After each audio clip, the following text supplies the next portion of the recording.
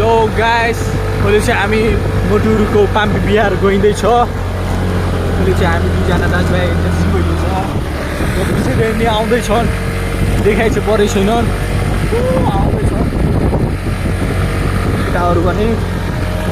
यो सानो डाँडा बाटो पनि खतराका छ। यस्तो झाडु साडुमा चाहिँ व्यवसाय नहिनेका अन्त झाडु साडु बोकेर हिँडेको छ। बाटा चाहिँ स्मुखोका बाटा त अब के भन्नु छ र। केटाहरू नै आउँदैछन् रन्किने।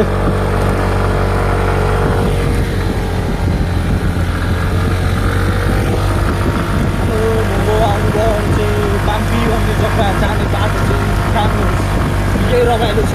जताततै डाँडा हरियाली त्यसरी आउँदैछ।